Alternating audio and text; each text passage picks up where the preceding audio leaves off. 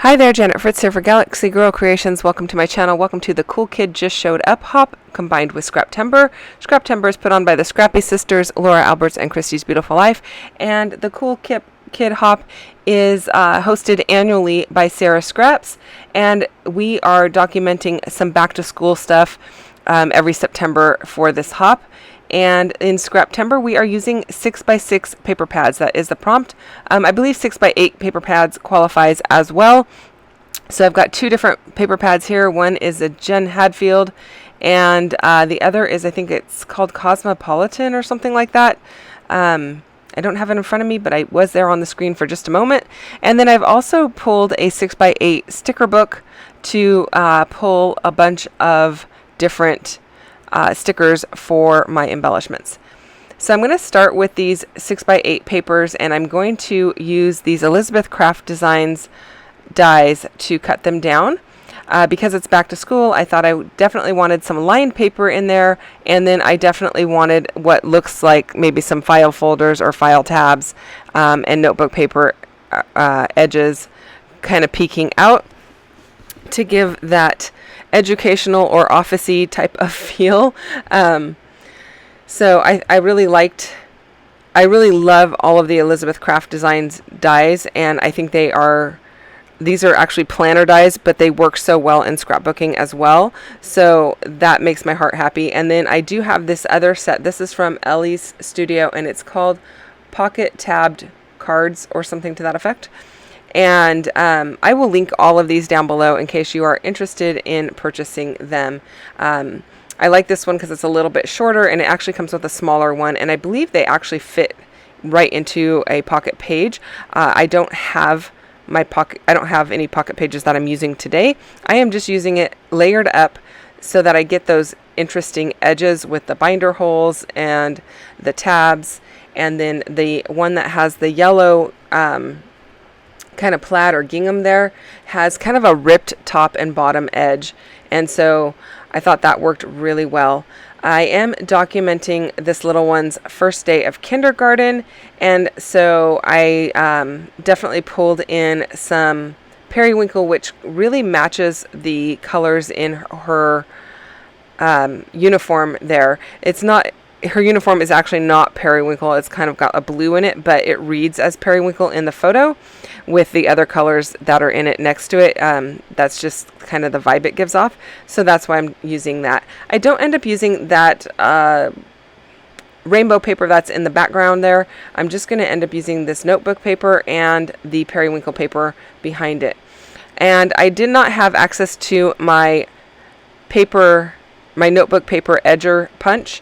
So this is a quick way to go ahead and do a faux notebook edge on your own. You just take your hole punch, and the lines make it really easy to line it up. I just made sure the lines went through each one, right through the middle, and that's where I made my holes. And then I am just cutting a little line or a little slit in the center going off the edge, from the center of the hole to the edge of the paper, so that it looks like it's been ripped out. And then I am going to crinkle up a couple of edges here just so it looks like it was ripped right out of a notebook, and I really love that look. Now I am going to create like a 12 by 12 piece of paper out of these two pieces of paper, but I want that notebook edge paper to be on top of the periwinkle, but I don't want it nice and straight. I want it just kind of like off kilter just a bit. And then I want the rest of the periwinkle paper on top, but in order to do that, I kind of had to figure out where 12 by 12 was so that I could make it line up appropriately. And so I am just using the grid off of my mat in the background, but the mat in the background down by where my arms always lean on it while I'm working the grid is worn off and the numbers are worn off, so it's a bit difficult to see.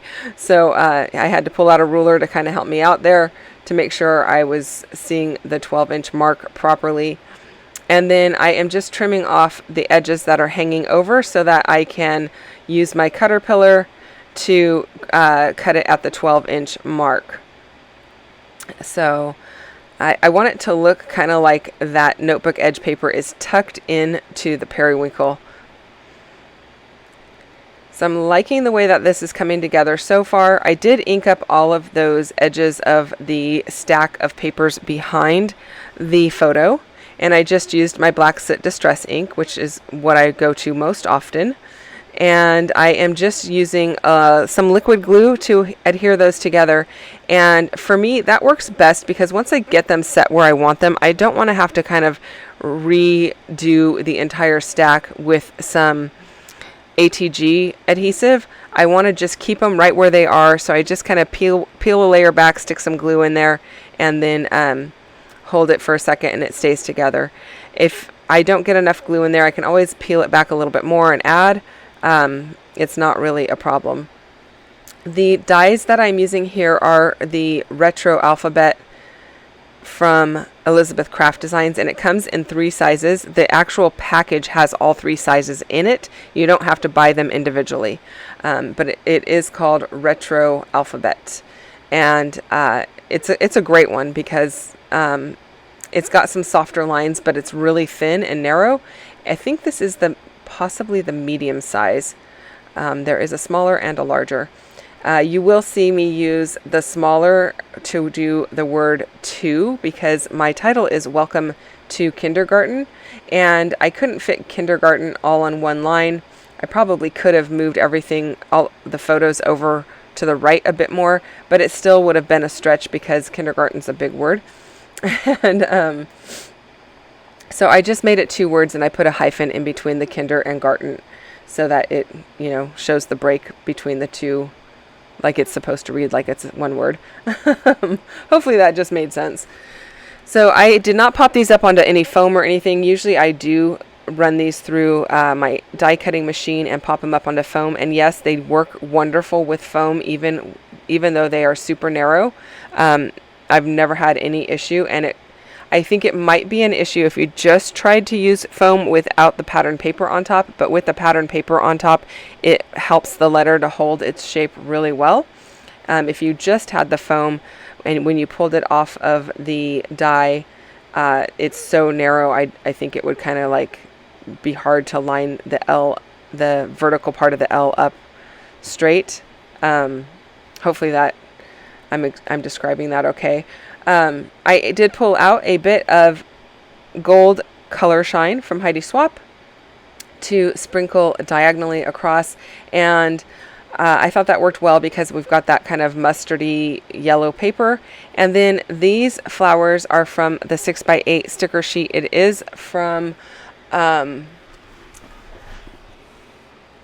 it's from Me and My Big Ideas, and it's just a big one that has flowers in it, and it's pretty old. I've had it for quite a while, but I've used several of the flowers in it, and I thought these flowers were just like the perfect colors to go with this layout. It's got the periwinkle in it. It's got that mustardy gold color. It's got like the peachy pink papers that I have behind the photo are kind of represented in that darker coral color, and so I was really happy with the way that came out.